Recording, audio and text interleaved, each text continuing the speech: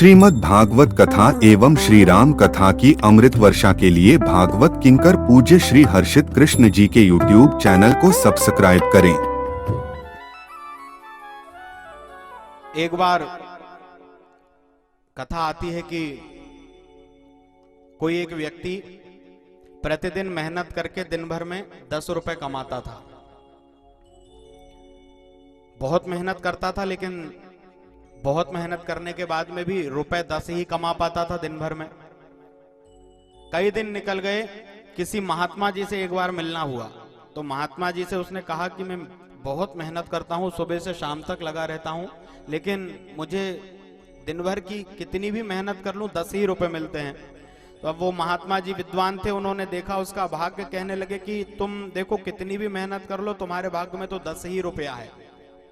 तुम इससे भी डबल मेहनत करोगे तो भी 10 से ज्यादा नहीं कमा पाओगे, क्योंकि तुम्हारे भाग्य में ही नहीं है। तो कहा अच्छा बता दिया महाराज, अब जब 10 मिल जाया करेंगे तो उसके बाद काम नहीं किया करूंगा। तो अपनी जो भी छोटी मोटी दुकानदारी थी वो करता सुबह से उठ करके, और जैसे ही 10 रुपए का उसको मुनाफा हो जाता, 10 रुपए प्राप्त कर लेता, उसके बाद काम करना बंद कर देता।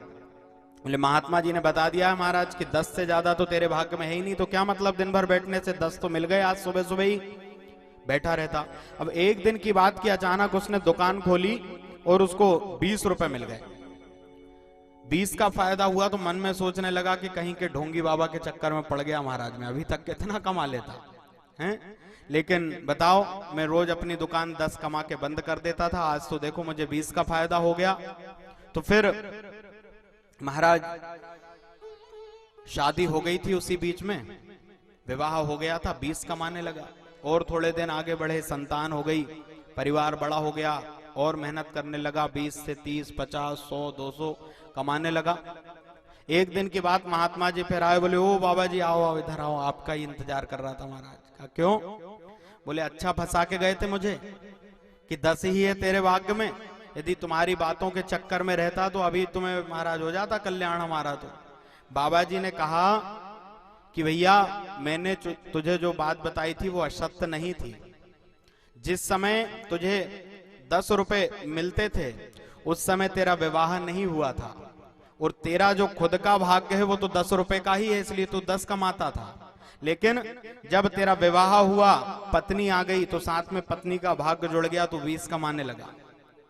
और आगे बढ़ा, परिवार संतान हो गई, बच्चों का भाग्य जुड़ गया, तू 100 कमाने लगा। तू तो अभी भी तेरे भाग्य से 10 ही कमाता है, बाकी के जितने कमा रहा है वो सब घर परिवार समाज और धर्म के नाम का कमा रहा है। इसलिए हम अपनी मेहनत से जो भी कुछ कमाते हैं उस पे केवल हमारा अधिकार नहीं है। महाराज यदि भगवान ने सामर्थ्यवान बनाया है तो किसी गरीब कन्या के विवाह में अपने धन को लगाओ,